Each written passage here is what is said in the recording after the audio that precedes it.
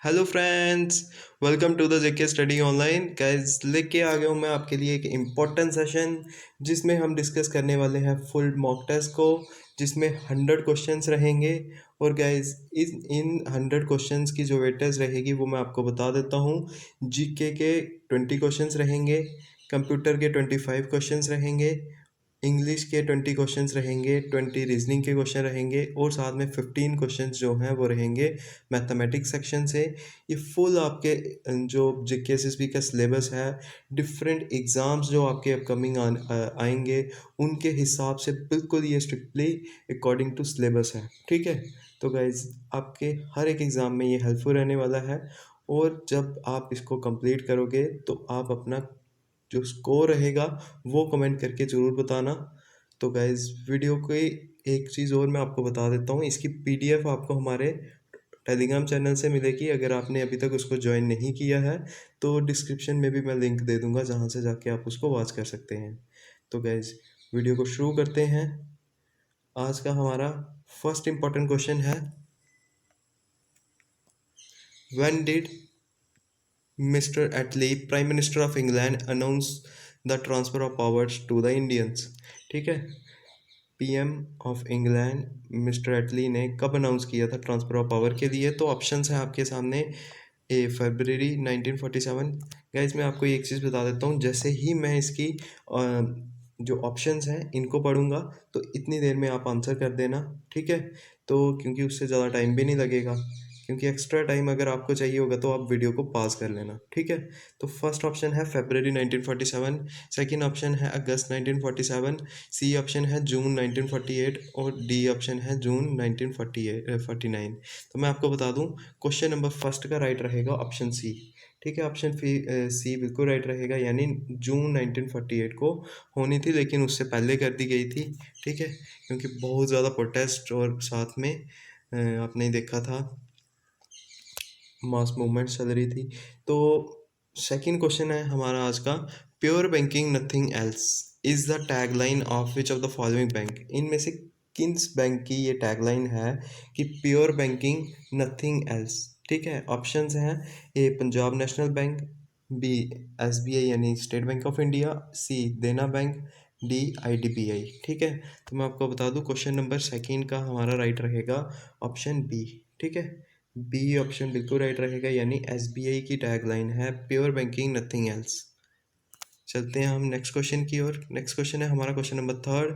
Question number third में हमसे पूछा है, in which of these states is the Desert National Park located. ठीक है, तो डेजर्ट नेशनल पार्क कहाँ पे है? ऑप्शंस हैं, ए राजस्थान, बी हिमाचल प्रदेश, सी हरियाणा, डी गुजरात। ठीक है, तो मैं आपको बता दूं, क्वेश्चन नंबर थर्ड का हमारा राइट रहेगा ऑप्शन ए, यानी राजस्थान में है नितिन भाई पटेल, सी मनोहर अजय गोनकर, या फिर डी मनीष सिसोदिया। तो मैं आपको बता दूं, क्वेश्चन नंबर फिफ्थ का हमारा राइट रहेगा ऑप्शन ए, यानी दुष्यंत चौटाला। ठीक है, इसके बाद चलते हैं हम नेक्स्ट क्वेश्चन की ओर। नेक्स्ट क्वेश्चन है हमारा question number six, who is the what is the full form of IFFCO. ठीक है, IFFCO।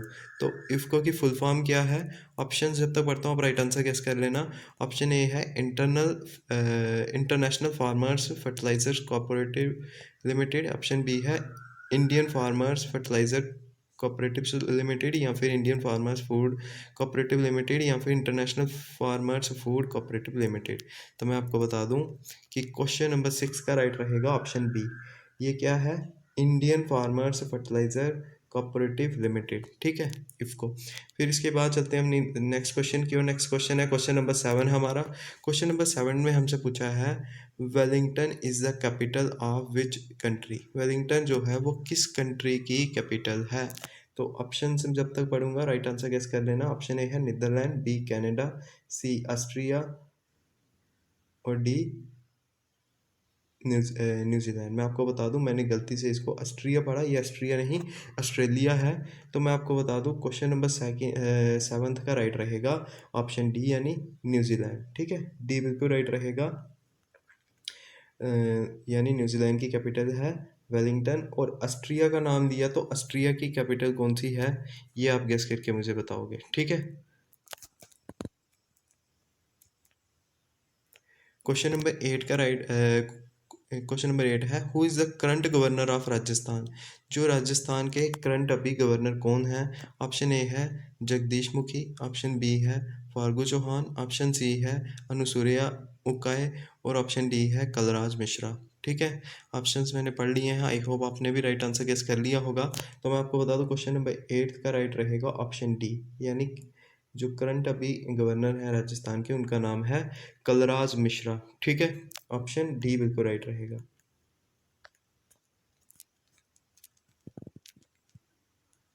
इसके बाद चलते हैं हम सीधा क्वेश्चन नंबर 9 की ओर। क्वेश्चन नंबर 9 है, Pandoh dam is based in which of the following states, या in which of the states, इनमें से कौन सी स्टेट में पंडो डैम है? तो ऑप्शंस हैं, ए आंध्र प्रदेश, बी सिक्किम, सी हिमाचल प्रदेश, डी वेस्ट बंगाल। तो मैं आपको बता दूं क्वेश्चन नंबर 9 का राइट रहेगा ऑप्शन सी, यानी हिमाचल प्रदेश में है पंडोवा डैम। ठीक है, याद रखेंगे।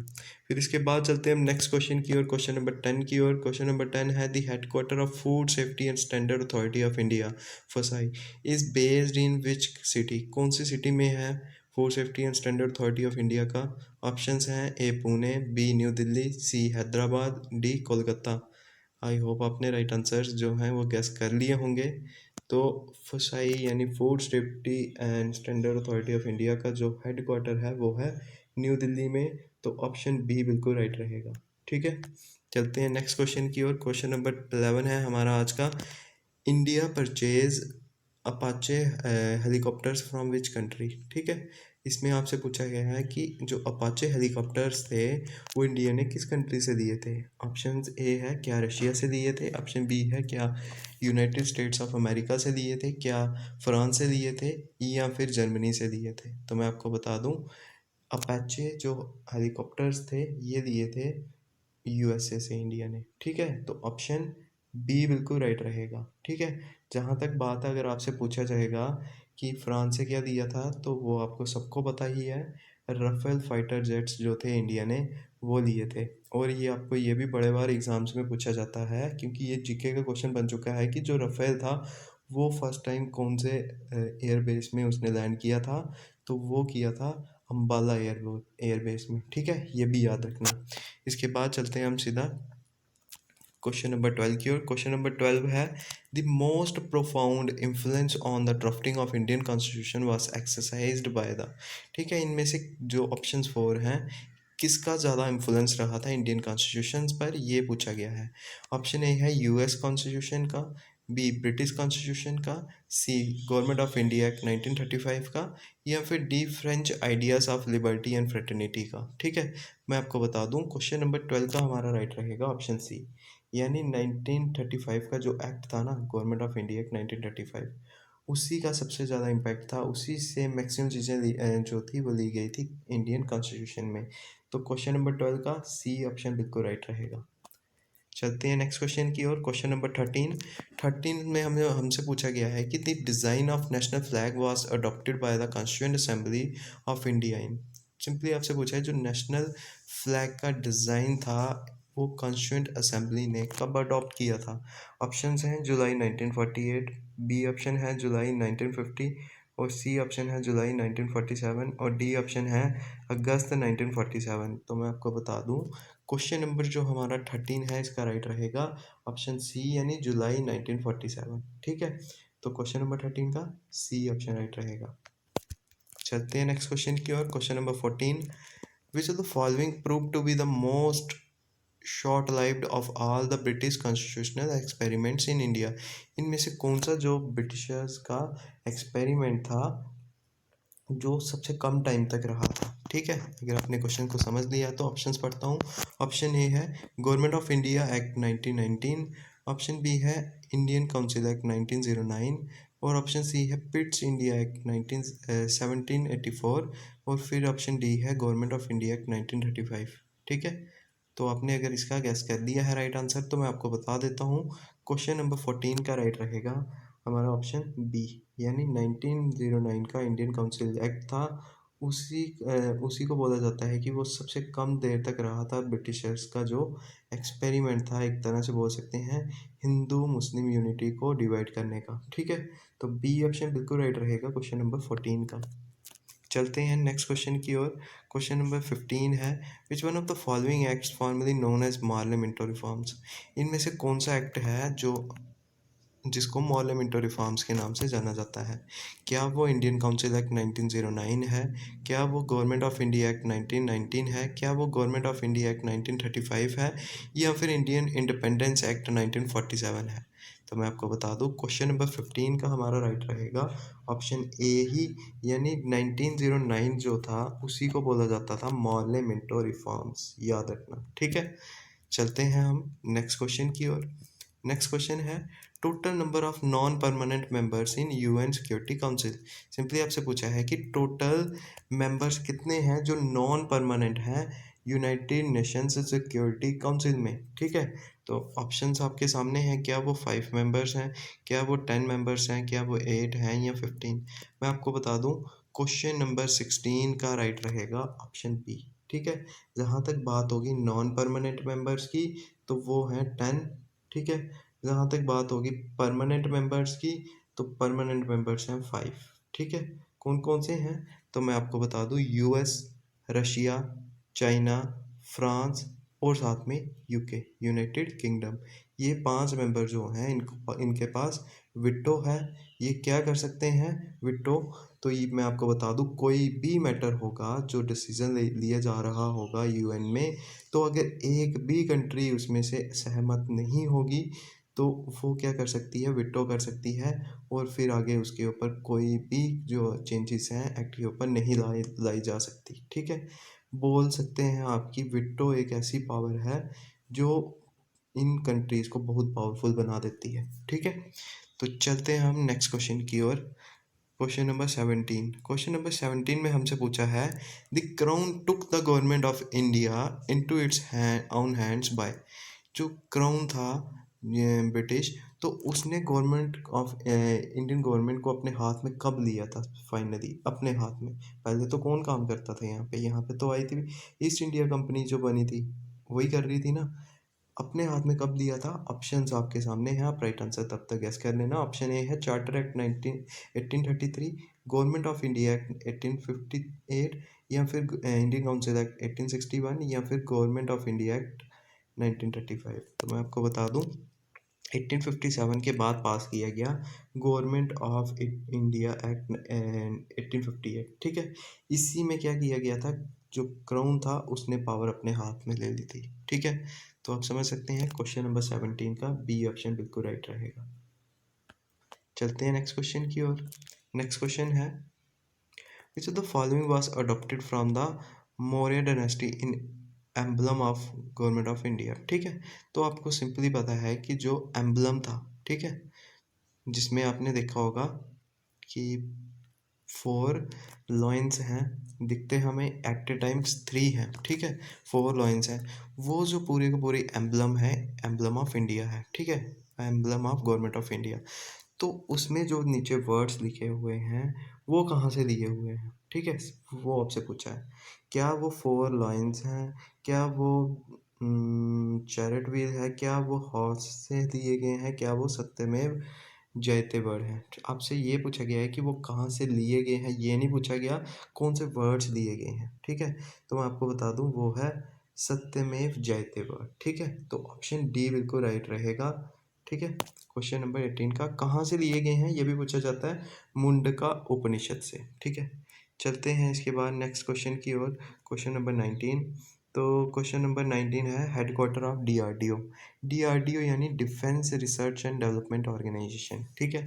जो क्या जिसने क्या बनाई है, जिसने मिसाइल बनाई है, कौन सी, ब्रह्मोस मिसाइल, जो इंडिया ने फिलीपींस को बेची है और उसको वियतनाम ने भी बोला है कि हमें भी चाहिए। क्यों चाहिए, क्योंकि बहुत ही लो कॉस्ट पे इंडिया दे देता है, क्योंकि अभी देखा जाए तो इंडिया की डिफेंस जो इंडस्ट्री है वो इतनी पॉपुलर नहीं है। अगर कोई इंडस्ट्री पॉपुलर नहीं होती है तो उसके डिफेंस इक्विपमेंट्स जितने मर्जी एडवांस हों वो उसकी प्राइस कम ही रहती है, ठीक है।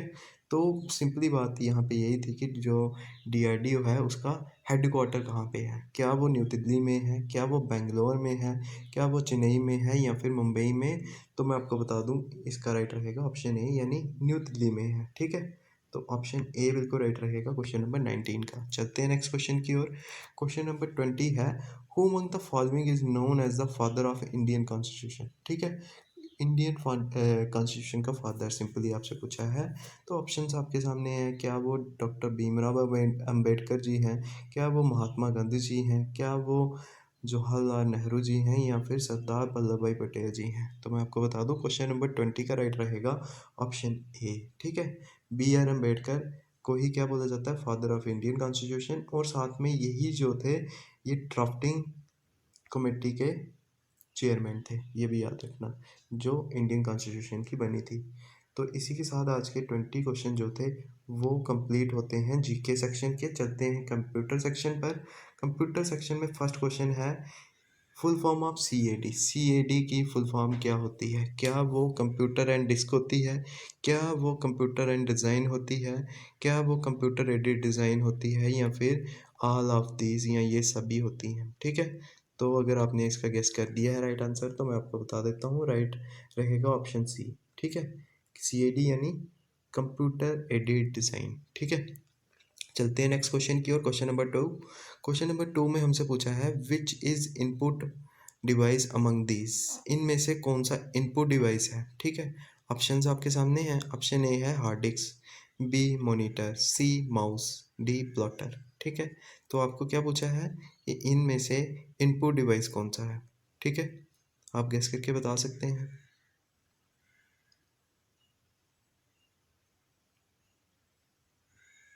आई होप आपने राइट आंसर गेस कर लिया होगा। तो मैं आपको बता दूं क्वेश्चन नंबर सेकंड जो है इसका राइट रहेगा ऑप्शन सी। ठीक है, माउस में आप क्या करते हैं, इनपुट देते हैं, तो वो क्या है, एक इनपुट डिवाइस है। ठीक है, बाकी जो ये सब हैं ये क्या है, ये हार्ड डिस्क तो मेमोरी होती है। ठीक है, तो जहाँ तक बात है मॉनिटर और साथ में प्लॉटर की, ये क्या है, ये आउटपुट डिवाइस है। ठीक है, आउटपुट दिखाते हैं हमें। चलते हैं नेक्स्ट क्वेश्चन की ओर। क्वेश्चन नंबर 3 की ओर, which is the smallest unit of memory. इनमें से आपको बताना है कि स्मॉलेस्ट यूनिट ऑफ मेमोरी कौन सा है। ठीक है, तो ऑप्शंस हैं, क्या वो बिट है, क्या वो बाइट है, क्या वो निबल है, क्या वो हर्ट्ज है। तो मैं आपको बता दूं मेमोरी का अगर स्मॉलेस्ट यूनिट पूछा होगा तो वो है बिट। ठीक है, तो ये आपको याद रखना है। तो क्वेश्चन नंबर 3 का राइट रहेगा option A, bit is the smallest unit of memory. इसके बाद चलते हैं नेक्स्ट क्वेश्चन की ओर। Question number 4, which among this is the antivirus software. इनमें से कौन सा एंटीवायरस सॉफ्टवेयर होता है। ठीक है, क्या वो अवस्था एंटीवायरस है, क्या वो फर्मवेयर एंटीवायरस है, क्या वो न्यूट्रॉन एंटीवायरस है, क्या वो नन ऑफ दिस, इनमें से कोई भी नहीं है। मैं आपको बता दूं आपने अवस्था एंटीवायरस का नाम जरूर सुना होगा। तो अगर अवस्था है तो ये साथ में लिखा हुआ है नन ऑफ दिस, इनमें से कोई भी नहीं। इसका मतलब आंसर एक ही है, वो क्या रहेगा, अवस्थ। ठीक है, अगर जिसको आता है वो तो डायरेक्टली कर सकता है, जिनको बी और सी ऑप्शन का नहीं भी यहाँ पे पता था वो इस तरह से इसका राइट आंसर लगा सकता था। तो क्वेश्चन नंबर 4 का हमारा राइट रहेगा ऑप्शन ए। ठीक है, चलते हैं नेक्स्ट क्वेश्चन की ओर। क्वेश्चन नंबर 5 है आज का हमारा, in A S C double I abbreviation what is C stand for. ठीक है, तो सी जो है उसकी क्या यहाँ पे मीनिंग है। ठीक है, ये वाला सी। तो क्या इसमें से ऑप्शंस पढ़ता हूँ, क्या वो कॉमन है, क्या चेंज है, क्या वो कोड है या फिर कंप्यूटर है। ठीक है, ए एस सी डबल आई की फुल फॉर्म पता होनी चाहिए, American standard code of information interchange. ठीक है, अगर आपको इतना पता है तो सी से क्या था, कोड, तो ऑप्शन सी बिल्कुल राइट रह जाएगा। ठीक है, चलते हैं नेक्स्ट क्वेश्चन की ओर। क्वेश्चन नंबर 6 है हमारा, full form of ARPANET. ARPANET का नाम सुना होगा आपने, तो अर्पानेट की फुल फॉर्म क्या है, क्या वो advance research provided agency network है, क्या वो advance repeater project agency network है, क्या ये दोनों राइट हैं या फिर इनमें से कोई भी ठीक नहीं है। तो मैं आपको बता दूं क्वेश्चन नंबर 6 का राइट रहेगा ऑप्शन डी। ठीक है, ऐसा भी हो सकता है, ऑप्शन डी भी राइट हो सकता है, क्योंकि ARPANET की फुल फॉर्म क्या होती है? Advance research project agency network, ठीक है। तो इनमें से कोई भी ऑप्शन जो है वो राइट आंसर नहीं था, तो डी ऑप्शन सच इसमें राइट था। तो क्वेश्चन नंबर 6 का डी बिल्कुल राइट रहेगा, ठीक है। चलते हैं नेक्स्ट क्वेश्चन की ओर, 7th। Basic input output system, जिसको BIOS को कहते हैं, वो नेसेसरी होता है किसके लिए? क्या वो बूटअप करने के लिए नेसेसरी है? क्या वो माउस एंड कीबोर्ड के लिए ही इम्पोर्टेंट है? क्या वो ऑडियो एंड वीडियो सिस्टम के लिए इम्पोर्टेंट है? क्या वो रेवोल्यूशन के लिए है? तो अगर आपने इसका राइट आंसर गेस कर लिया है तो मैं आपको बता देता हूँ, 7th का सही रहेगा, ये राइट रहेगा ऑप्शन ए, ठीक है।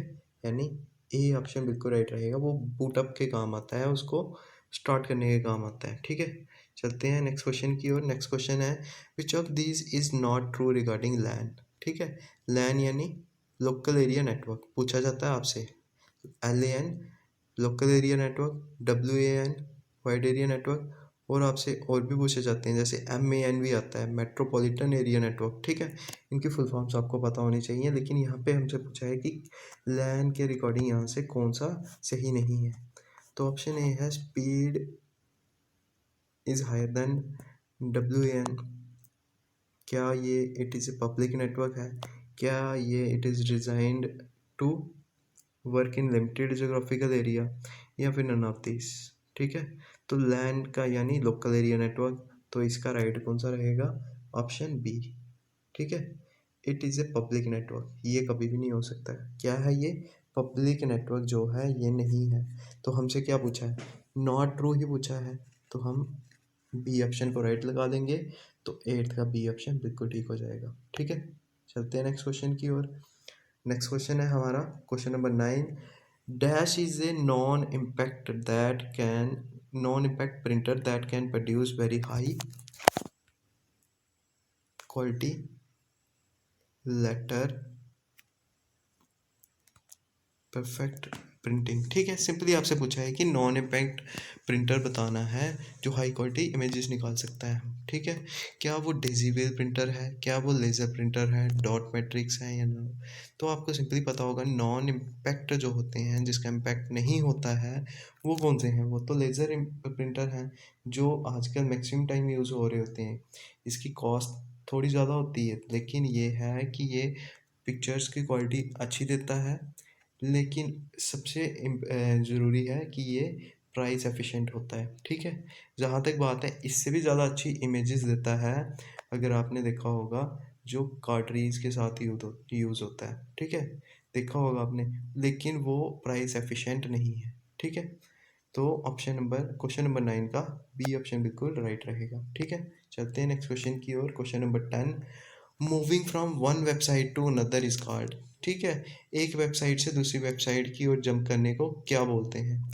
तो ऑप्शन है, मूविंग कहते हैं, जंपिंग कहते हैं, सर्फिंग कहते हैं, अप्लाइंग कहते हैं, या चेंजिंग कहते हैं, ठीक है। तो एक वेबसाइट से दूसरी जगह पे जाने को हम क्या कहते हैं? तो उसको कहते हैं हम सर्फिंग, ठीक है। तो सी ऑप्शन बिल्कुल राइट रहेगा क्वेश्चन नंबर 10 का। तो चलते हैं नेक्स्ट क्वेश्चन की ओर। नेक्स्ट क्वेश्चन है, when you want to draw a perfect shape, जब आप परफेक्ट शेप ड्रॉ करना चाहते हो, डैश शुड बी यूज, क्या यूज होना चाहिए? ए आल्ट प्लस की, या फिर कंट्रोल प्लस की, या फिर शिफ्ट प्लस की, या फिर स्पेस बार, या फिर बैक स्पेस, ठीक है। तो आपको बता दूं, क्वेश्चन नंबर 11 का अगर आपने गेस कर लिया है, तो परफेक्ट शेप में लाने के लिए क्या यूज़ होता है? तो वो यूज़ होता है ऑप्शन सी, यानी शिफ्ट की, ठीक है, याद रखना। इसके बाद चलते हैं हम क्वेश्चन नंबर 12 की ओर। Which of the following are valid minimum and maximum zoom size in MS office? MS office के क्या मैक्सिमम और मिनिमम जूम साइजेस हैं, ठीक है। तो ऑप्शंस आपके सामने हैं। क्या वो 10 से लेके 100 है? क्या वो 20 से लेके 250 है? क्या वो 10 से लेके 500 है? क्या वो 10 से लेके 1000 है? तो अगर आपने राइट आंसर गेस कर लिया है, तो मैं आपको बता दूं, इसका राइट रहेगा ऑप्शन सी। सी बिल्कुल राइट रहेगा, यानी 10 से लेके 500 तक उसकी रेंज रहती है, ठीक है, जूम की। इसके बाद चलते हैं हम क्वेश्चन नंबर 13 की ओर। 13 क्वेश्चन है, word processing, spreadsheet and photo editing are examples of. जो वर्ड प्रोसेसिंग, स्प्रेडशीट और साथ में फोटो एडिटिंग होती है, ये किसके एग्जांपल्स हैं? ठीक है, क्या ये एप्लीकेशन सॉफ्टवेयर्स हैं, क्या ये सिस्टम सॉफ्टवेयर्स हैं, क्या ये ऑपरेटिंग सॉफ्टवेयर सिस्टम है, क्या ये प्लेटफॉर्म सॉफ्टवेयर हैं, या फिर इनमें से कोई भी नहीं ऑप्शन है?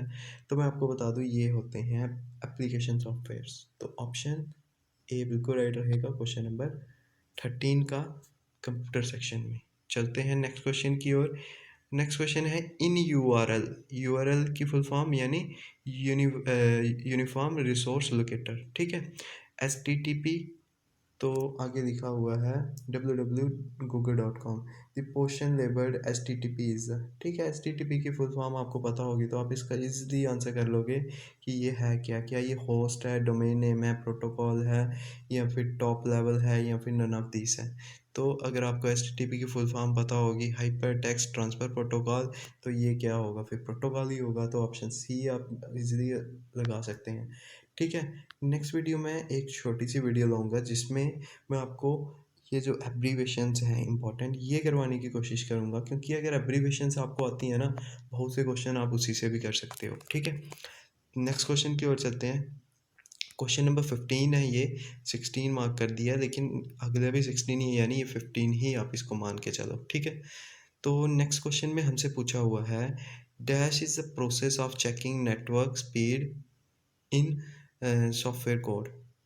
ठीक है, नेटवर्क स्पीड को किससे करते हैं? क्या वो डिबगिंग होती है, क्या वो कंपाइलिंग होती है, क्या वो इंटरप्रेटिंग होती है, क्या वो टेस्टिंग होती है, या फिर नन ऑफ दीज? ठीक है, तो मैं आपको बता दूं, अगर आपने राइट आंसर से गेस कर लिए हैं तो क्वेश्चन नंबर 16 का राइट रहेगा ऑप्शन डी। ठीक है, उसको बोलते हैं टेस्टिंग, जब हम नेटवर्क की स्पीड को चेक करते हैं। रेडियो फ्रिक्वेंसी इंजीनियर्स देखे होंगे आपने, एयरटेल, वोडाफोन या फिर जियो के, तो वो क्या करते हैं? वो करते हैं टेस्टिंग। ठीक है, तो क्वेश्चन नंबर 16 का डी ऑप्शन बिल्कुल राइट है। चलते हैं नेक्स्ट क्वेश्चन की ओर। क्वेश्चन नंबर 16 है हमारा विच of the following is not a point and draw device.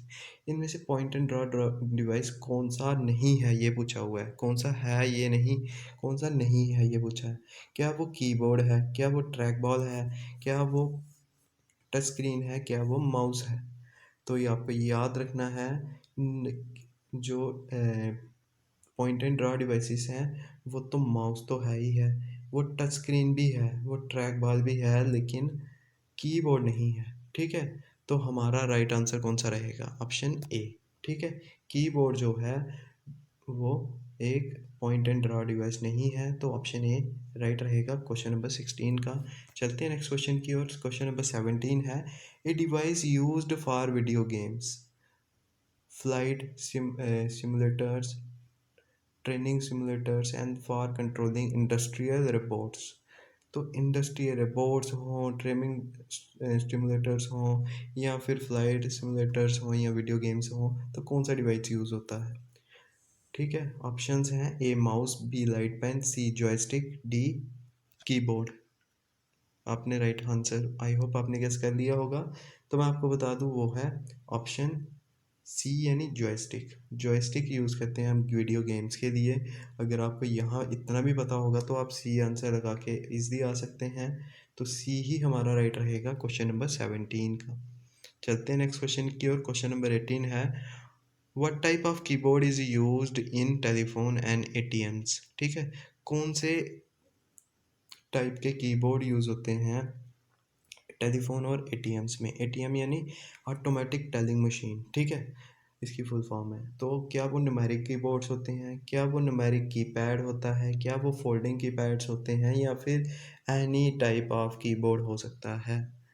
तो आपने देखा होगा वो क्या होते हैं, तो वो तो होते हैं न्यूमेरिक कीबोर्ड्स। तो ऑप्शन ए बिल्कुल राइट रहेगा क्वेश्चन नंबर 18 का। ठीक है, तो फिर न्यूमेरिक कीबोर्ड्स कहाँ पे यूज़ होंगे? टेलीफोन और साथ में एटीएम्स में। ठीक है, चलते हैं नेक्स्ट क्वेश्चन की ओर। नेक्स्ट क्वेश्चन है question number 19। Among the options which of the following computer input device enable video conference. इनमें से कौन सा ऐसा है जो इनेबल करता है वीडियो कॉन्फ्रेंसेस? सिंपली आपको ये याद रखना है। ऑप्शन ए है माइक्रोफोन, बी डिजिटल कैमरा, सी वीडियो रिकॉग्निशन, डी है वेबकैम। आई होप आपने राइट आंसर गैस कर लिया होगा।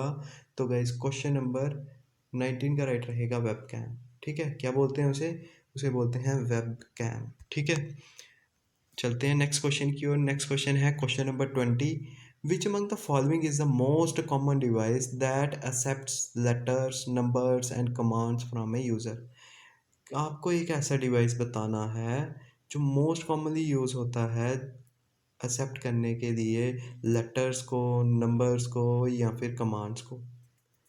तो ऑप्शंस हैं, A optical mouse, B sensitive screen और टच स्क्रीन, या फिर कीबोर्ड, या फिर डी यूएसबी।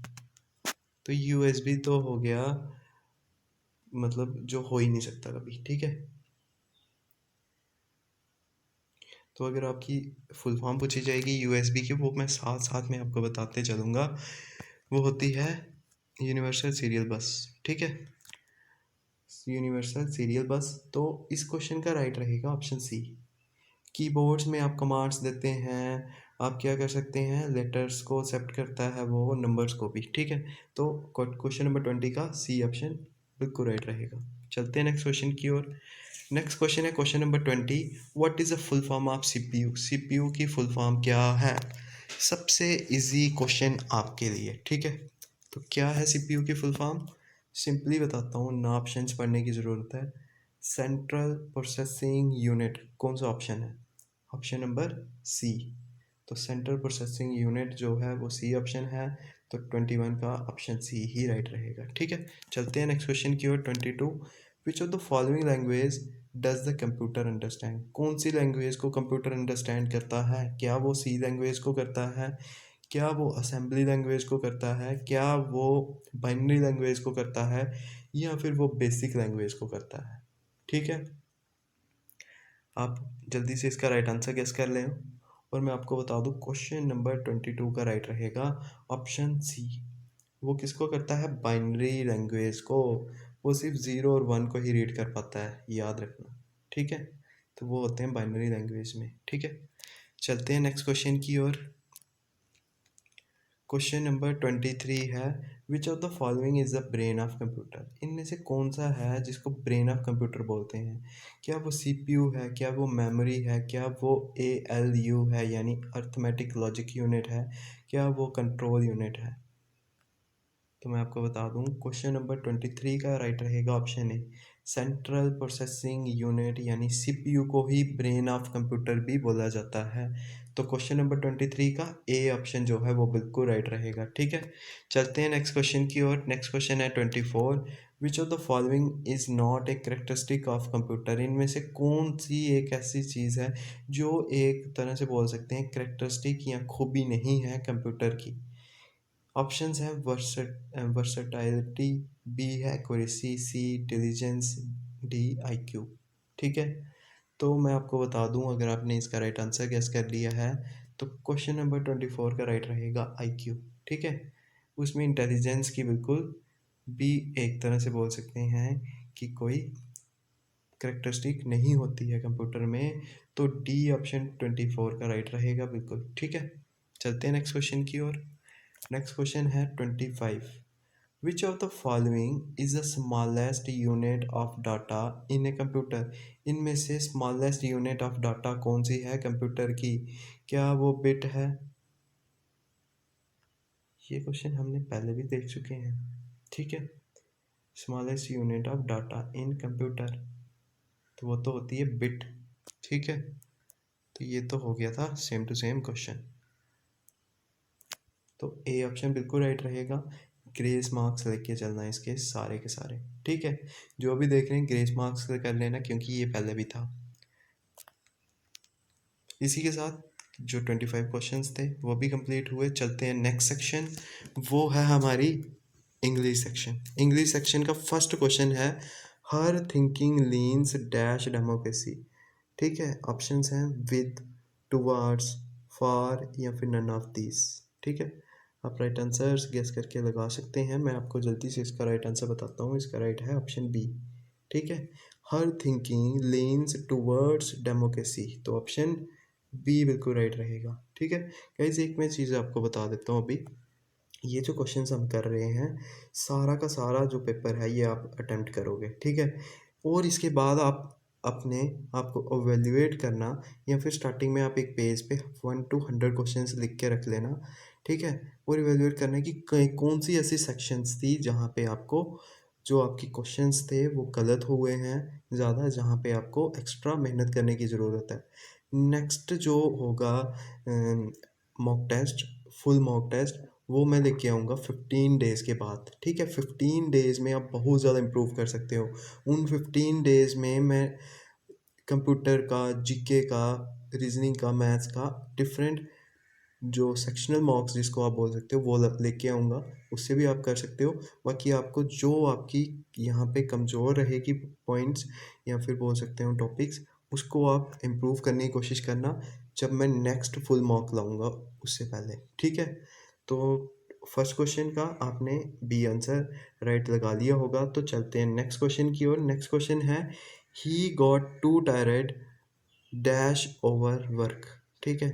ऑप्शंस हैं ए बिकॉज ऑफ, बी है बिकॉज ऑफ यानी डबल एफ, और फिर सी ऑप्शन है ऑन, और डी ऑप्शन है फॉर, ठीक है? तो क्वेश्चन नंबर सेकंड का अगर आपने राइट आंसर लगा दिया है तो मैं आपको बता दूं इसका राइट रहेगा ए ऑप्शन, यानी he got to tired because of overwork, ठीक है? तो ऑप्शन ए बिल्कुल राइट रहेगा सेकंड क्वेश्चन का। चलते हैं थर्ड क्वेश्चन की ओर। थर्ड क्वेश्चन है, dash his principles he has to be very careful, ठीक है? तो ऑप्शंस हैं with record of, with record on, with record to, या फिर नन ऑफ दिस, ठीक है? आप राइट आंसर गेस कर सकते हैं। तो अगर आपने राइट आंसर लगा दिया है तो मैं आपको बता दूं, थर्ड का राइट रहेगा option C, with record to his principles he has to be very careful, ठीक है? With record of his principles नहीं आएगा, ठीक है? तो क्वेश्चन नंबर थर्ड का सी ऑप्शन राइट रहेगा। चलते हैं नेक्स्ट क्वेश्चन की ओर। क्वेश्चन नंबर फोर है, building has been build dash the new plan, ठीक है? ऑप्शंस हैं accordance to, in accordance with, for, या फिर अबाउट। आई होप आपने इसके भी राइट आंसर्स जल्दी से गैस कर लिए होंगे। तो गाइस क्वेश्चन नंबर फोर का राइट रहेगा ऑप्शन बी, ठीक है? Building has been build in accordance with the new plan, ठीक है? तो बी ऑप्शन बिल्कुल राइट रहेगा क्वेश्चन नंबर फोर का। चलते हैं नेक्स्ट क्वेश्चन की ओर। Fifth, he cross the broken bridge dash warning. तो ऑप्शंस हैं in spite of, B option है in spite double O double F, या फिर ऑप्शन सी है ऑन, या फिर ऑप्शन डी है अबाउट। आप राइट आंसर गैस करके लगा सकते हैं।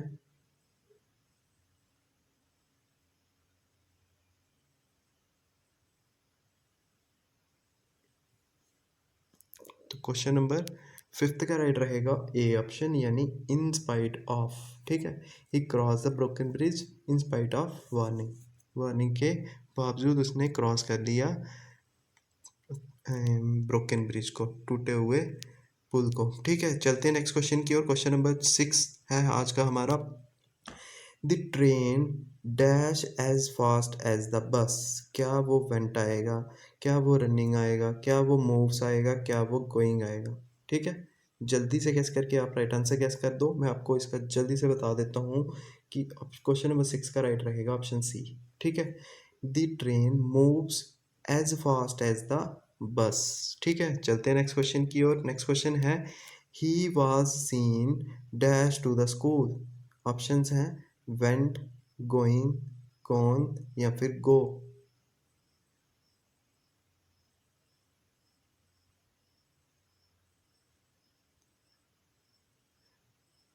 आई होप आपने राइट आंसर गेस कर लिया होगा। तो मैं आपको बता दूं क्वेश्चन नंबर सेवन्थ का राइट रहेगा ऑप्शन बी, बिल्कुल राइट रहेगा, यानी he has been, he was seen going to the school. Option B बिल्कुल राइट रहेगा सेवन्थ का। चलते हैं नेक्स्ट क्वेश्चन की ओर। She dash in the sun for 1 hour. 1 घंटे के लिए वो सन के नीचे बैठे हैं, बैठी। तो क्या रहेगा, सिटिंग आएगा, हैज़ बीन सिटिंग आएगा, हैज़ बीन सिट आएगा या फिर हैज़ सिट आएगा। राइट आंसर गेस करके बता सकते हैं।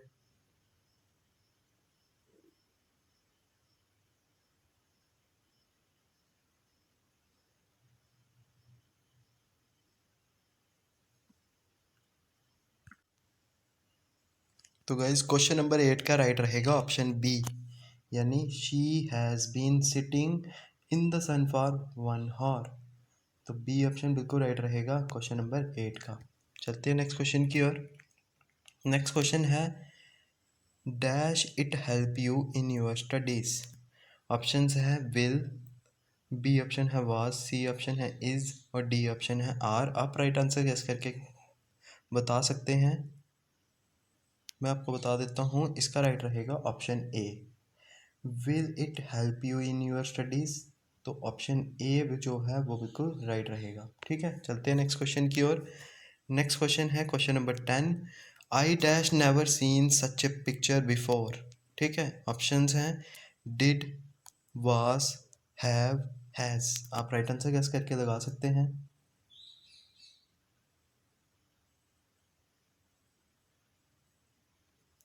आई होप आपने राइट आंसर गेस कर दिया होगा। तो मैं आपको बता दूं क्वेश्चन नंबर 10 का राइट रहेगा option C, I have never seen such a picture before. तो ऑप्शन सी बिल्कुल राइट रहेगा क्वेश्चन नंबर 10 का। चलते हैं नेक्स्ट क्वेश्चन की ओर। नेक्स्ट क्वेश्चंस में आपको याद रखना है जो 11 से लेकर 13 तक क्वेश्चंस हैं, इसमें रहेगा in questions choose a word opposite, opposite words बताने हैं आपको। ठीक है, फर्स्ट वर्ड जो है वो आपको मैं अंडरलाइन करके बता देता हूँ। फर्स्ट है जिनाइल। ठीक है, जिनाइल का आपको बताना है क्या स्टूपिड होता है अपोजिट, क्या स्टिंगी होता है, क्या बुरिश होता है या फिर होता है अनकाइंड। ठीक है, आप राइट आंसर गेस करके बता सकते हैं। मैं आपको बता देता हूँ जल्दी से, इसका ऑप्शन सी बिल्कुल राइट रहेगा, यानी बुरिश। ठीक है, नेक्स्ट चलते हैं क्वेश्चन नंबर 12 की ओर। क्वेश्चन नंबर 12 में भी आपको सेम बताना है क्योंकि 11 से लेकर 13 तक क्वेश्चन रहने वाले हैं अपोजिट वर्ड्स, सिंपली आप समझ सकते हो। ठीक है, प्रिवेंट का आपको अपोजिट बताना है, क्या वो प्रोटेक्ट होता है, क्या वो ब्लॉक होता है, क्या वो हिंडर होता है या फिर इंड्यूस होता है। आई होप आपने राइट आंसर लगा दिए होंगे। तो मैं आपको बता देता हूँ क्वेश्चन नंबर 12 का राइट रहेगा ऑप्शन डी, यानी इंड्यूस। ठीक है, 12 का डी ऑप्शन बिल्कुल राइट रहेगा। तो प्रोटेक्ट जो है ये तो बिल्कुल प्रिवेंट ही होता है। ठीक है, मीनिंग है अपोजिट वर्ड उसका इंड्यूस रहेगा। ठीक है, डिमोलिश का आपको अपोजिट बताना है। ठीक है, ऑप्शंस हैं ए shift, be build, C repeat, D hide. ठीक है, आई होप आपने राइट आंसर इसके भी लगा दिए होंगे। तो मैं आपको बता दूं क्वेश्चन नंबर 13 का बी ऑप्शन बिल्कुल राइट रहेगा, यानी डिमोलिश होता है कोई चीज़ को तोड़ना, गिराना। तो इसका बनेगा क्या, बिल्ड, बनाना कोई चीज़ को। ठीक है, तो ऑप्शन बी बिल्कुल राइट रहेगा क्वेश्चन नंबर 13 का। इसी के साथ जो थे अपोजिट वर्ड कंप्लीट हुए। अब है नेक्स्ट क्वेश्चन में, the chairman is ill and we will have to dash the meeting for a few days. ठीक है, क्या इसमें पुट ऑन आएगा, क्या इसमें पुट ऑफ आएगा, क्या इसमें पुट अवे आएगा या फिर आएगा पुट ऑफ। आप राइट आंसर्स गेस कर सकते हैं। मैं आपको बता देता हूँ इसका राइट आंसर। तो क्वेश्चन नंबर 14 का डी ऑप्शन बिल्कुल राइट रहेगा, यानी the chairman is ill and we will have to put off. ठीक है, O double F, put off the meeting for a few days. ठीक है, चलते हैं नेक्स्ट क्वेश्चन की ओर। 14 का डी ऑप्शन राइट है। चलते हैं नेक्स्ट क्वेश्चन है, the cat and the dog have a dash enemy in the rat. ठीक है, ऑप्शंस हैं A same, B common, C mutual और डी सिमिलर। आप राइट आंसर्स गेस कर सकते हैं, दिमाग लगा के गलत मत कर देना इसको। ठीक है, तो क्वेश्चन नंबर 15 का राइट रहेगा option B, the cat and the dog have a common enemy in the rat. Enemy यानी दुश्मनी उनकी। तो ऑप्शन बी बिल्कुल राइट रहेगा 15 का। वो भी मैं लगा देता हूँ क्योंकि बीच में मेरी आवाज़ अगर कम भी हो जाएगी, क्योंकि कम से कम 1 आवर का ये लेक्चर रहने वाला है, तो उसमें मैं अगर ऑप्शंस लगाऊंगा तो आप उससे भी समझ सकते हैं, ठीक है। तो ऑप्शन बी बिल्कुल राइट है क्वेश्चन नंबर 15 का। 16th को पढ़ते हैं। He told me that he dash watching the movie. Options हैं A is finished, B option है वाज फिनिश्ड, सी है हैड फिनिश्ड और डी है नॉट फिनिश्ड। आप राइट आंसर्स गेस कर सकते हैं।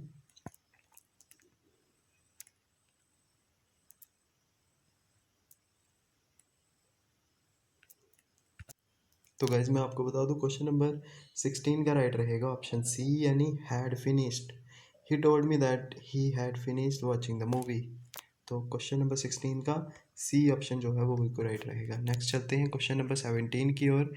ही is very good dash making stories. Options हैं इन मेकिंग स्टोरीज, बी है about making stories, C at making stories और डी है फॉर मेकिंग स्टोरीज। तो आप राइट आंसर इसका जल्दी से गेस कर सकते हैं। मैं इसका बता देता हूँ। क्वेश्चन नंबर 17 का राइट रहेगा ऑप्शन सी, ठीक है। इन मेकिंग स्टोरीज नहीं आएगा, इसमें आएगा ही is very good at making stories, ठीक है। चलते हैं नेक्स्ट क्वेश्चन की ओर। 17 का मैं आपको बता देता हूँ, सी ऑप्शन राइट बिल्कुल राइट रहेगा, ठीक है। नेक्स्ट क्वेश्चन है question number 18। I do my work dash carefully to make mistakes. तो ऑप्शंस हैं सो, वेरी, टू या मोर।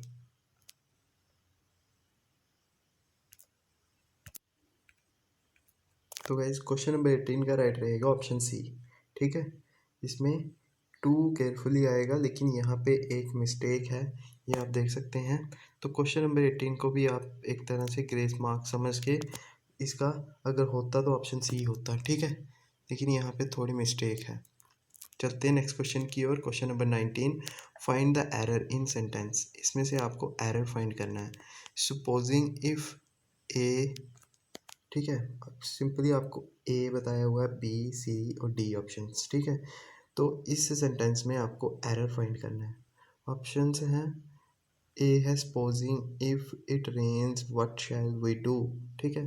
कहाँ पे इसमें एरर है या अगर नहीं है तो ऑप्शन डी राइट रहेगा। तो मैं आपको बता दूं क्वेश्चन नंबर 19 का ए ऑप्शन जो है वो बिल्कुल राइट है, ठीक है। नेक्स्ट है question number 20। Find the error the capital of Yemen is situated 2190 metres above the sea level. तो इसमें अगर आप देख सकते हो तो ऑप्शन बी जो है वो बिल्कुल राइट है, क्योंकि यहाँ पे एरर है, इज सिचुएटिंग नहीं आएगा, इज सिचुएटेड आता है, ठीक है। तो ऑप्शन बी बिल्कुल राइट रहेगा 20 का। तो इसी के साथ जो कंप्यूटर सेक्शन थी, इंग्लिश सेक्शन थी, वो भी कंप्लीट होती है। नेक्स्ट है अब रीजनिंग। रीजनिंग का फर्स्ट क्वेश्चन आपके सामने है। क्वेश्चन नंबर 1 है which will come next in the following series, ठीक है। जल्दी से मैं इसको भी करने की कोशिश करूँगा क्योंकि वीडियो ऑलरेडी 48 मिनट्स की हो चुकी है। तो अगर आपको ज़्यादा टाइम लगेगा तो आप गेस करके क्या उसको पास करके गेस कर सकते हैं, ठीक है। तो इसका ऑप्शन सी बिल्कुल राइट रहेगा। कैसे? क्योंकि 2 का स्क्वायर 4, 3 का स्क्वायर 9, 4 का स्क्वायर 16, 5 का 25 और 6 का 36, ठीक है। तो इसका सी ऑप्शन बिल्कुल राइट रहेगा। चलते हैं नेक्स्ट क्वेश्चन की ओर। क्वेश्चन नंबर 2 है which will come next in the following series. इसमें से जो सीरीज है नेक्स्ट कौन सा आएगा, ठीक है। ऑप्शंस हैं A9, B13, C11 और D44। मैं आपको बता दूं इसमें राइट रहेगा ऑप्शन बी, ठीक है। अगर आपको ज़्यादा टाइम लगता है तो आप इसको पॉज करके आंसर कर सकते हैं। मैं आपको बता दूं ये सारे के सारे 11 तक क्या थे, ये प्राइम नंबर्स थे, ठीक है। तो इसके बाद नेक्स्ट प्राइम नंबर 13 होता है, तो ऑप्शन बी बिल्कुल राइट रहेगा सेकेंड का, ठीक है। चलते हैं नेक्स्ट क्वेश्चन की ओर। क्वेश्चन नंबर 13 है which will come next in the following series. इसके बाद कौन सा आएगा, ठीक है।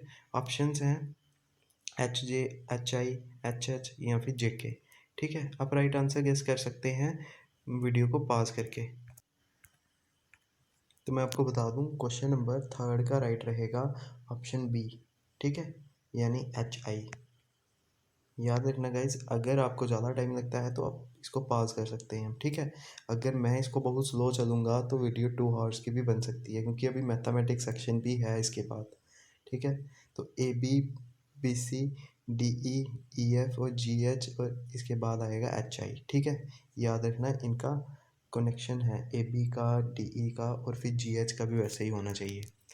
इसके बाद नेक्स्ट क्वेश्चन है रूम का, जैसे रूम का कनेक्शन है डोर से, वैसे पार्क का कनेक्शन किससे होगा? तो ऑप्शंस हैं बेड, गेट, विंडो, ग्रास। तो मैं आपको बता दूं, क्वेश्चन नंबर 4 का राइट रहेगा गेट। ठीक है, रूम में क्या होता है? डोर होता है, पार्क में गेट होता है, सिंपल सा। ठीक है, तो ऑप्शन बी बिल्कुल राइट रहेगा। क्वेश्चन नंबर 5 है लंग्स इंटरनल, तो नोज क्या है? ठीक है, ऐसे जैसे क्वेश्चंस एनालॉगी जो है उसमें आपसे वो पूछे जाते हैं। तो लंग्स अगर इंटरनल है, फेफड़े हमारे बॉडी के अंदर होते हैं, तो नोज जो है वो बाहर होता है। क्या उसको आउटसाइड बोलेंगे, एक्सटर्नल बोलेंगे, इंटरनल या फिर स्किन? तो मैं आपको बता दूं, क्वेश्चन नंबर 5 का राइट रहेगा एक्सटर्नल। ठीक है, जैसे इंटरनल का अपोजिट क्या होता है? एक्सटर्नल। आउटसाइड नहीं दिखेंगे, ठीक है, क्योंकि वहाँ पे इनसाइड नहीं दिखा था, वहाँ पे इंटरनल दिखा है। इंटरनल का उल्टा क्या होता है? एक्सटर्नल। तो बी ऑप्शन बिल्कुल राइट रहेगा। ये लॉजिकल रीजनिंग है, ये आपको याद रखना है। ठीक है, रूम का डोर, पार्क का फेंसिंग होता तो वो भी हो सकता था। ठीक है, अगर गेट ना होता। तो क्वेश्चन नंबर 6 है इसके बाद, choose the odd one out. इसमें से आपको ऑड वन आउट बताने हैं। ऑड बताने हैं कौन से हैं?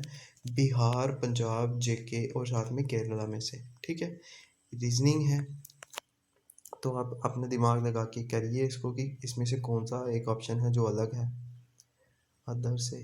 तो मैं आपको बता दूं, इसका राइट रहेगा ऑप्शन सी। ठीक है, ये सब जो हैं ये हैं स्टेट्स। जे एंड के क्या है? UT, union territory. लेकिन अगर एक और लॉजिक भी बन सकता है इसमें। ठीक है, वो क्या लॉजिक होगा कि केरला जो है वो क्या है? केरला जो है वो है साउथ इंडियन स्टेट्स, बल्कि बिहार, पंजाब और जे क्या है? Northern states. लेकिन यहाँ पे मोस्ट अप्रोप्रिएट हमें क्या लग रहा है? ये स्टेट्स और यूटी वाला, तो ऑप्शन सी ही लगाएंगे हम। ठीक है, चलते हैं नेक्स्ट क्वेश्चन की ओर। क्वेश्चन नंबर 7 है choose the odd one out, lungs, eyes, nose और ईयर। ठीक है, ऑप्शंस आपके सामने हैं, ऑड वन आउट बताना है।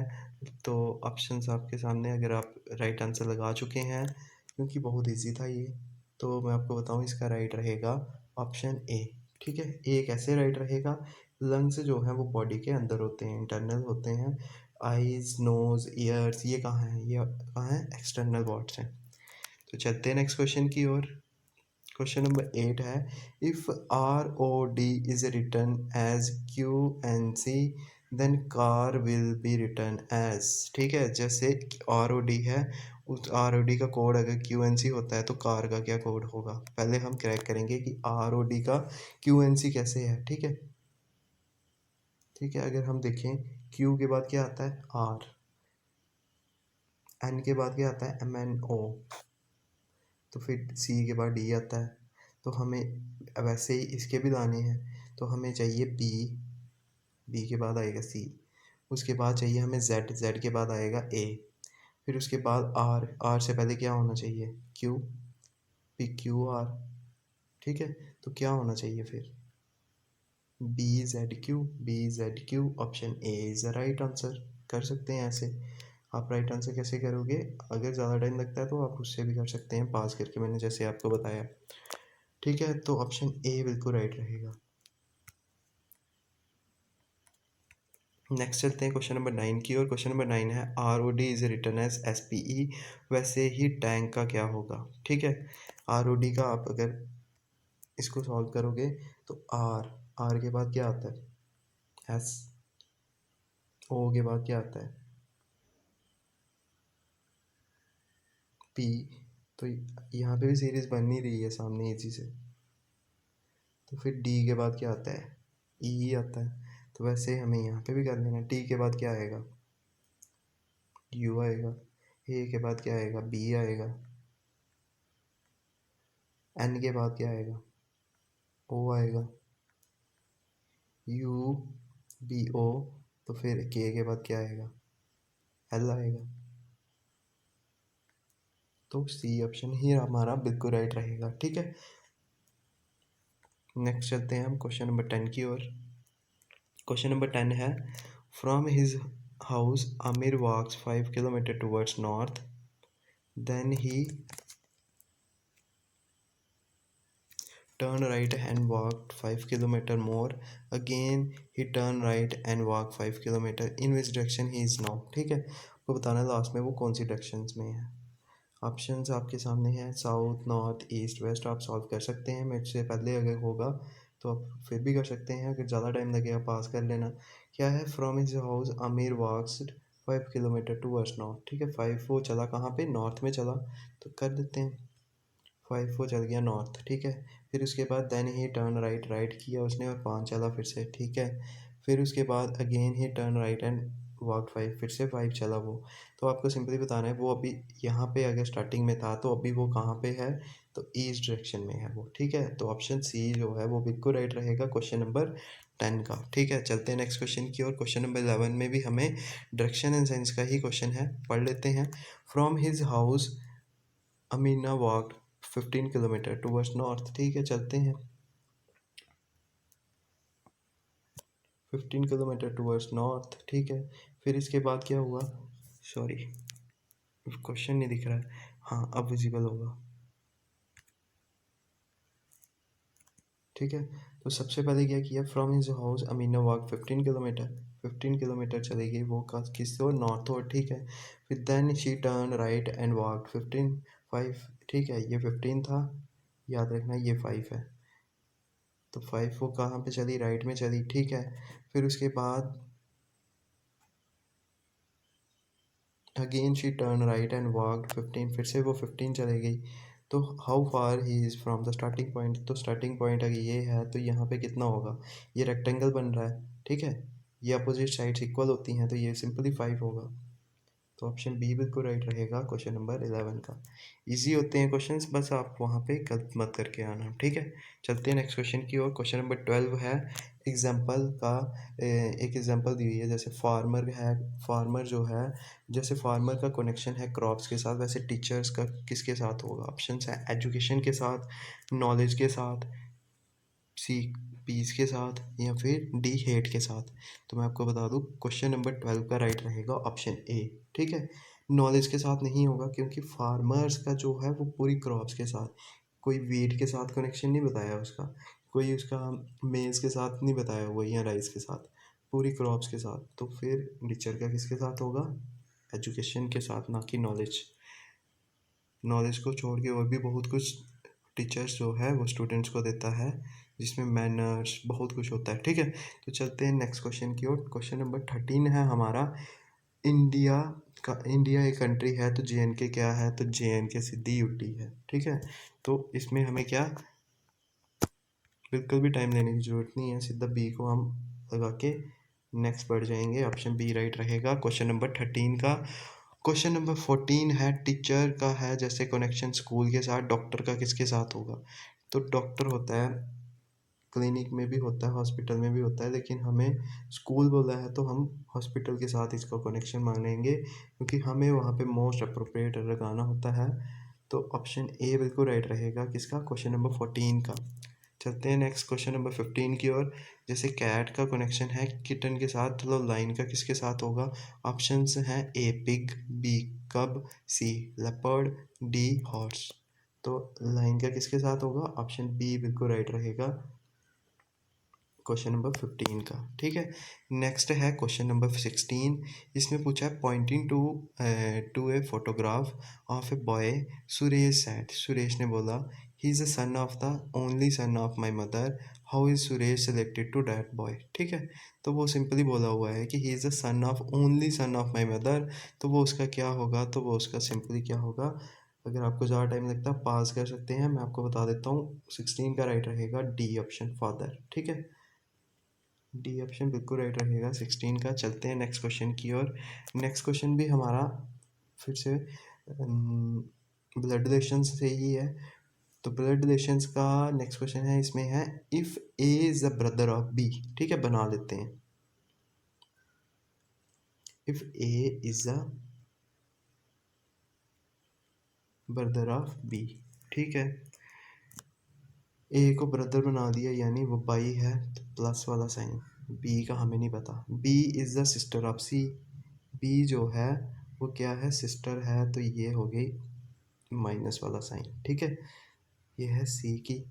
तो फिर आ गया सी इज़ द फादर ऑफ, सी जो है वो है फादर, तो प्लस वाला साइन किसका, डी का, ठीक है। तो how is D related to A, तो हमें बताना है डी जो है इसका इसके साथ क्या कनेक्शन है, ये पूछा है ना। क्या वो ब्रदर है, क्या वो सिस्टर है, क्या वो नेफ्यू है, क्या वो कैन नॉट बी डिटरमाइंड है, ठीक है। बहुत से बच्चे यहाँ पे नेफ्यू लगा के आ जाएंगे, लेकिन आपको याद रखना है क्या हमें डी का ये पता है कि क्या वो मेल चाइल्ड है, क्या वो फीमेल चाइल्ड है, पता है हमें, सेक्स उसका नहीं पता है, तो इसलिए हम इसका सी ऑप्शन नहीं डी ऑप्शन को राइट करेंगे, कैन नॉट बी डिटरमाइंड। हम डिटरमाइन नहीं कर सकते जब तक हमें उसका सेक्स का नहीं पता होगा कि क्या वो मेल चाइल्ड है या फीमेल चाइल्ड है, ठीक है। तो चलते हैं हम नेक्स्ट क्वेश्चन की ओर, क्वेश्चन नंबर 18। क्वेश्चन नंबर 18 है B2CD, फिर इसके बाद क्या आएगा इस सीरीज़ में, तो सीरीज़ कंप्लीट करनी है, तो जैसे B2 होता है C CD, फिर इसके बाद हमें नहीं पता, फिर उसके बाद BC D4, फिर से B5CD लिख दिया है। तो इससे हमें पता चल रहा है कि एक तो सीरीज़ चल रही है इसमें, जैसे B को 2 कर दिया तो C को 3 करना था, फिर आगे D को 4 करना था, फिर से B को 5, C को 6, ऐसे करके सीरीज चल रही है। तो ऑप्शन कौन सा राइट रहेगा, ऑप्शन बी बिल्कुल राइट रहेगा क्वेश्चन नंबर 18 का, ठीक है। चलते हैं नेक्स्ट क्वेश्चन की ओर, क्वेश्चन नंबर 19 है FAG GAF HAI IAH, ठीक है, ये सीरीज़ है। इसमें से आपको बताना है कि नेक्स्ट जो है वो क्या आएगा, ठीक है। तो आप ये एक हाई लेवल क्वेश्चन है, ठीक है। मैं इसको ये नहीं मानता कि ये बहुत इजी क्वेश्चन है, क्यों, क्योंकि इसमें कुछ ऐसा लॉजिक यूज़ हो रहा है जो आप इतनी आसानी से क्रैक नहीं कर पाएंगे जिसने अच्छे से प्रैक्टिस नहीं की होगी, ठीक है। तो मैं आपको बता देता हूँ, एफ के बाद क्या आ रहा है, जी, फिर इसके बाद एच के बाद आई के बाद आएगा जे, ठीक है, एक तो पता चल गया जे है, फिर इसके बाद ए है तो ए भी आ जाएगा, ठीक है। अब हमें लास्ट का बताना है वो क्या होगा, वो क्या होगा फिर बताओ, क्या लॉजिक है इसके, आप भी पास करके कर दो, लेकिन मैं आपको बता देता हूँ क्योंकि हमारे पास इतना भी ज़्यादा टाइम नहीं है कि हम ज़्यादा टाइम ले लें इस पे। तो मैं आपको बता दूँ इसमें क्या किया हुआ है, जैसे फर्स्ट 2 टर्म्स हैं इसमें इसका डुप्लीकेट उल्टा कर दिया है इसको, ठीक है। तो FAG, ठीक है, FAG को GAF कर दिया है, वैसे ही इन दोनों का कनेक्शन है, HAI को IAH कर दिया है, ठीक है। वैसे ही अब यहाँ पे कनेक्शन बनाना है हमें, हमें ये तो पता है JA है, फिर उसके बाद क्या होगा, JAK होगा या I होगा, ठीक है। तो मैं आपको इसका सीधा राइट आंसर बताता हूँ, इसका राइट रहेगा ऑप्शन ए, ठीक है। तो यानी क्वेश्चन नंबर 19 का राइट रहेगा ऑप्शन ए, ठीक है। अगर आपको ये समझ नहीं आया होगा मुझे पूछ सकते हैं, मैं आपको नेक्स्ट वीडियो में इसको क्लियर कराने की पूरी कोशिश करूँगा, ठीक है, अच्छे से समझाने की पूरी कोशिश करूँगा। नेक्स्ट चलते हैं क्वेश्चन नंबर 20 की ओर, क्वेश्चन नंबर 20 है CMMEOGQ, फिर उसके बाद क्या आएगा, ठीक है। तो हमें सीरीज़ देखनी है क्या चल रही है, सी ई आ गया, यानी सी और इनके बीच में डी होना चाहिए था एक, फिर ई और जी के बीच में एफ होना चाहिए था, फिर जी और इसके जो यहाँ पे आएगा उसके बीच में भी एक होना चाहिए, GHI, यानी फर्स्ट तो आई ही आएगा। आई किस किस में है, सी और डी में, यानी ए और बी तो कभी नहीं हो सकते। फिर इसके बाद नेक्स्ट देखते हैं, इसके बाद है एम, फिर OOQQ, क्या समझ आ रहा है, एम के बाद एन आता है उसको नहीं दिया, ओ दे दिया, MNO, फिर ओ के बाद पी को नहीं दिया, क्यू को दे दिया, क्यू के बाद क्या आएगा, PQ, आर की नहीं आएगा, SS आएगा, तो यानी SSC ऑप्शन बिल्कुल राइट रहेगा, क्वेश्चन नंबर 20 का सी ऑप्शन बिल्कुल राइट रहेगा, ठीक है। चलते हैं नेक्स्ट क्वेश्चन, नेक्स्ट अब है मैथमेटिक्स सेक्शन, ठीक है। मैथमेटिक्स को अगर हम देखें तो मैथमेटिक्स हो या क्वांटिटी एप्टीट्यूड हो एक ही बात होती है, ठीक है। फर्स्ट क्वेश्चन है what is the average of first 5 multiples of 12, 12 के मल्टीपल्स बताने हैं हमें फर्स्ट 5, ठीक है। मैथ्स को आप अगर फर्स्ट 5 मल्टीपल से पूछे हैं तो आप इसको कैसे निकाल सकते हैं, आपको 12 12 two the 24, 12 3 the 36, 12 4 the 48, 12 5 the 50, ऐसे करके करनी है। ठीक है। जो 5 मल्टीपल्स हैं ना 12 के, उनको सबको क्या करना है, उन सबको करना है प्लस और डिवाइड करना है कितने से, 5 पूछे हैं तो 5 से डिवाइड करेंगे। तो जब उनको 5 से डिवाइड करेंगे तो क्या आएगा,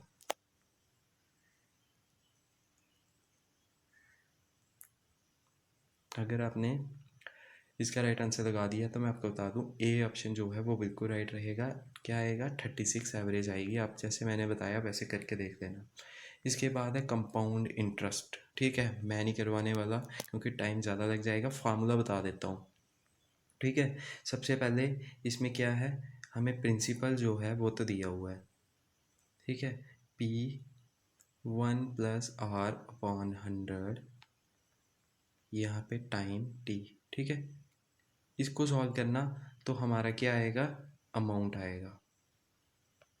ठीक है, जैसे ही आप अमाउंट निकालोगे लास्ट में करना क्या, सिंपल कंपाउंड इंटरेस्ट पूछा है तो कंपाउंड इंटरेस्ट का फार्मूला है क्या,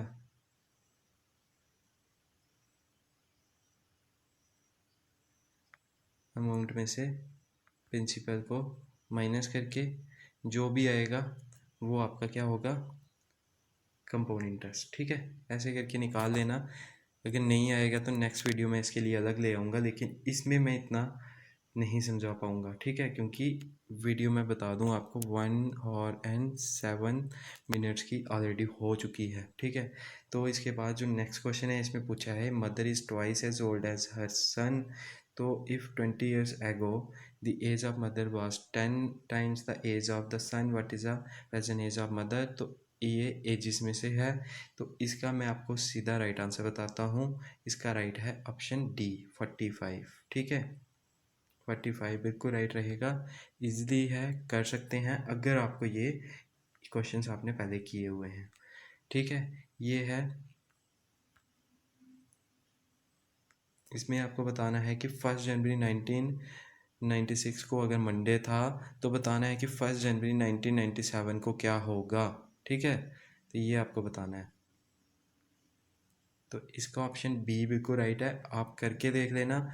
और आपको अगर मैथमेटिक्स सेक्शन में कोई भी प्रॉब्लम आई है तो आप सीधा कमेंट कर लेना, मैं इसी के ऊपर नेक्स्ट वीडियो ले आऊँगा। ठीक है, नेक्स्ट है question number 5, the speed of boat is still water is 5 km/h। ठीक है, तो वाटर के अंदर उसकी स्पीड है 5। If the speed of the boat against the stream है अगर 3 km/h, what is the speed of the stream. तो स्ट्रीम की स्पीड क्या होगी। ठीक है, तो वो सिंपली आपने फार्मूला देखा होगा, तो इसको अगर हम पूरे निकालेंगे ना,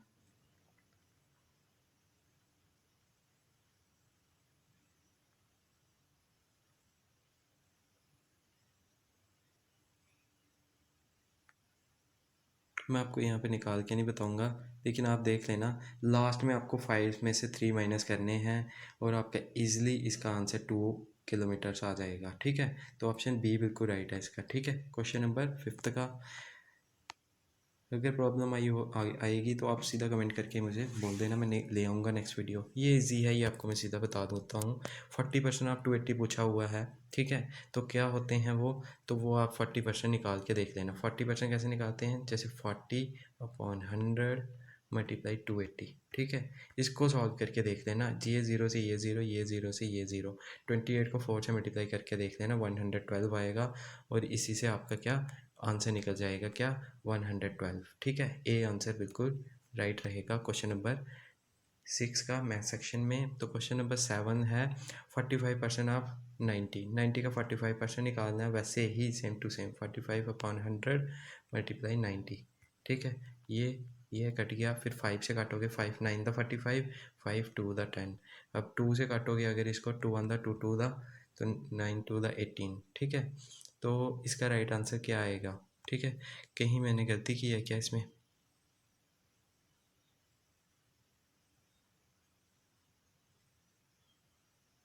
हाँ यहाँ पे 90 था, मैं इसको 4 लेके चल रहा था। 2 से जब इसको करेंगे तो मैं आपको फिर से बता देता हूँ। लास्ट में आपको करना क्या है, 45/100 मल्टीप्लाई 90, ठीक है। ये निकालना है ना 45%, ये ज़ीरो से ये ज़ीरो कट गया तो 5 से काटेंगे, 5 9 दा 45, 5 2 दा, ठीक है। फिर 9 को 9 से मल्टीप्लाई करेंगे, क्या आएगा 81, 81 को 2 से डिवाइड करेंगे तो क्या आएगा 40.5, ठीक है। तो ऑप्शन बी बिल्कुल राइट रहेगा क्वेश्चन नंबर 7 का, ठीक है। बी बिल्कुल राइट रहेगा। इसके बाद है question number 8, a pipe can fill a tank in 6 hours and another pipe can empty the tank in 12 hours if the both the pipes are open at the same time the tank can be filled in. तो आपको simply पूछा है, एक जो tank है उस मतलब एक टैंक है, उसको एक पाइप जो है वो 6 hour में फुल करती है और जो अदर है वो क्या करती है, उसको 12 hour में ख़त्म कर देती है, उसमें से सारा पानी निकाल देती है। तो अगर दोनों पाइप्स को हम अगर खोल दें तो बताओ क्या होगा। तो आप इसको ईज़िली सॉल्व करके देख लेना। क्या होगा, 6 आवर में अगर वो फुल करती है तो 12 आवर में ये क्या करती है, उसको कम, मतलब इसकी स्पीड को आधी कर देगी। तो मिलके जब ये दोनों करेंगे तो आंसर आएगा 12 आवर्स, ठीक है। आप करके देख लेना, नहीं आएगा अगर आपका समझ तो आप बता देना मुझे, ठीक है। तो क्वेश्चन नंबर 8 का बी ऑप्शन बिल्कुल राइट रहेगा। चलते हैं नेक्स्ट क्वेश्चन की ओर। नेक्स्ट क्वेश्चन है question number 9, A shopkeeper sold an article for rupees 2500 if the cost price of the article is 2000, find the profit percentage. Profit percentage आपकी निकालनी है, ठीक है। तो ये आप करके देख लेना, ठीक है। तो इसका आंसर आपको मैं बता देता हूँ, आएगा ऑप्शन बी 25%, ठीक है। अगर इसमें आपको आता है तो आप क्या करें, वीडियो पॉज करके आंसर निकाल लें खुद, ठीक है, क्योंकि आपकी फिर ही प्रैक्टिस होगी। तो इसका आंसर क्या आएगा, इसका आंसर आएगा 25%, ठीक है। क्योंकि 500 एक्स्ट्रा लग रही हैं कितने पे, 2000 पे, तो फिर आप इजीली उसको निकाल सकते हैं। वो 2000 का जो 500 है वो कितना है, वो 25% है, सिंपल। चलते हैं नेक्स्ट क्वेश्चन की ओर। नेक्स्ट क्वेश्चन है question number 10, a running man crosses a bridge of length 500 metre in 4 minute, at what speed he is running. वो कितनी स्पीड में चल रहा होगा, ठीक है। तो आप इसको सिंपली, इसमें क्या होता है, यूनिट्स जो है उसको कन्वर्ट करना होता है, बाकी कुछ नहीं है। बाकी वही speed is equal to distance upon time, वही फार्मूले से आपको इसको निकालना है। और आप देख लेना, इसका राइट आएगा ऑप्शन बी, ठीक है। ऑप्शन बी राइट आएगा इसका। अगर कोई भी प्रॉब्लम आएगी तो नेक्स्ट वीडियो में इसके ऊपर लिख के आ जाऊँगा, ठीक है। तो नेक्स्ट है इसके बाद question number 11, a train moving at speed of 90 kilometre per hour crosses a pole in 7 seconds, find the length of the train. Train की लेंथ बतानी है हमें, ठीक है। तो ऑप्शन है आपके सामने 150, ऑप्शन बी है 165, ऑप्शन सी है 175 और ऑप्शन डी है 170। तो मैं आपको बता दूं, इसका राइट है ऑप्शन सी, ठीक है। 175 आपका राइट आंसर आएगा। तो सी ऑप्शन बिल्कुल राइट है क्वेश्चन नंबर 11 का। नेक्स्ट है इसके बाद क्वेश्चन नंबर 12 में अब आपसे सिंपली बॉड मास आपने देखा होगा ना, बॉड मास का क्वेश्चन है। सिंपली आपको मल्टीप्लाई प्लस करने हैं और इजीली आप इसका आंसर निकाल सकते हैं। तो अगर आप इसका आंसर निकाल चुके हैं तो ठीक है, नहीं तो मैं आपको आंसर बता देता हूँ, ऑप्शन बी बिल्कुल राइट रहेगा इसका, ठीक है। करना क्या है, 10 को 120 से मल्टीप्लाई करना है। सबसे पहले मल्टीप्लाई, फिर प्लस, फिर माइनस करना होता है इस क्वेश्चन के अकॉर्डिंग, ठीक है, बॉडमॉस रूल के अकॉर्डिंग। तो 10 को 120 से करेंगे तो 120 आता है। 120 प्लस 5 कितने होते हैं, 125। 125 में से 9 जैसे ही माइनस करेंगे 116 आएगा। इसलिए बी ऑप्शन बिल्कुल राइट है क्वेश्चन नंबर 12 का। चलते हैं नेक्स्ट क्वेश्चन की ओर। क्वेश्चन नंबर 13 है, worker A completes a task in 8 days and worker B complete the same task in 10 days. If both A and B work together, in how many days they will complete the task? तो simply इसका trick होती है, ठीक है, 8 multiply 10 upon 8 plus 10, ठीक है।